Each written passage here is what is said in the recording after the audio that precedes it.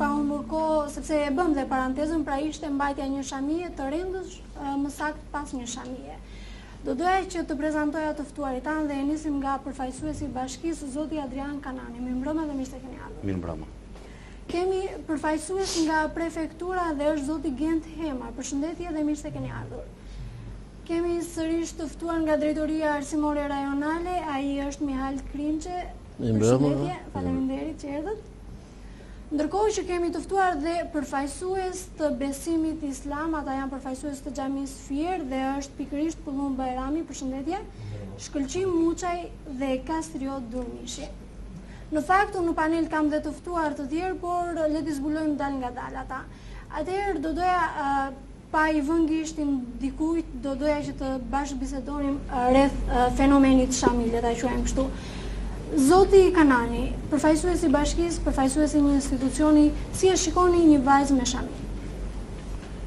Duke parë në këndvështrimin tim personal, nuk kam asnjë lloj paragjykimi, nuk vuaj nga asnjë lloj kompleksit të tillë. Por mendimin tim, feja është e lirë dhe çdo lloj, feja është e lirë dhe gjithë secili mund të besojë dhe mund të veprojë sipas mënyrës së vet. Si ndihet vetë ai. Ju faleminderit. Atëherë ta kalojmë fjalën tek zoti Hema. Duke pas parasysh. Flasim si e shikoni ju personalisht. Pastaj të hym, po. Tash nga ana personale, duke pas parasysh faktin që vendi jonë është i vend nga i pa një fesë zyrtare dhe bazohet në bazën e parimit të respektimit të fesë ose të pastësisë fetare, jam mendimit që çdo person në përputhje me moshën, me institucionin ku punon, me rregullohet e brendshme në cilat funksionon institucioni për kallë të pas parasysh shkollat, duhet të vishet në përputhje me ambientin në cilin ai ndodhet dhe në përputhje me moshën dhe kriteret e tjera. Pra ju jeni pro apo kundër shamisë? Unë jam pro asaj ideje që besimi fetar të respektohet në vendet dhe në vend hapësirave në cilat ai mund të ushtrohet. Kurse përse përket shkollës dhe ambjenteve të tjera, ai të mos të veshëm mos marrë.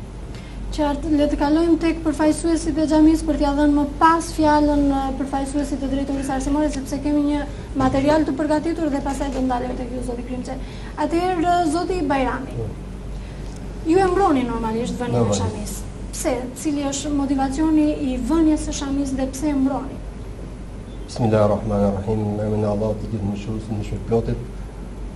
Së pari them që shamia është një obligim fetar, një detyrë për çdo një femër muslimane që ndjen veten muslimane, që thot vetes muslimane, është një obligim fetar, është një detyrë e cila e ka vendosur krijuesi i gjithësisë. Ne tema për të flasur shamia, po se publiku i gjerë këtu, gjithë teleshikuesit nuk e kanë shumë idenë se çfarë shtyn një femër muslimane të vë një shami në kokë. Kush janë ato motive që e shtyn ata. Kështu që do bëj një pa përgatitur kështu që të bëhet një çfarë do të thotë kjo shami dhe pse e mban një femër muslimane shamin. Çdo njeri që ka një logjik të pastër të mirë, arrin në një përfundim se gjithë kjo gjësi e krijuar, të gjitha këto gjëra kanë një krijues. Mirë po ky njeri ku arrin në këtë përfundim që gjësia është e krijuar dhe gjithçka është rreth tij është e krijuar dhe i shërben këtij njeriu. Edhe mendon arrin në përfundimin që ky është i krijuar. Edhe dikush e ka krijuar këtë njeri, se nuk mund të vinte spontanisht.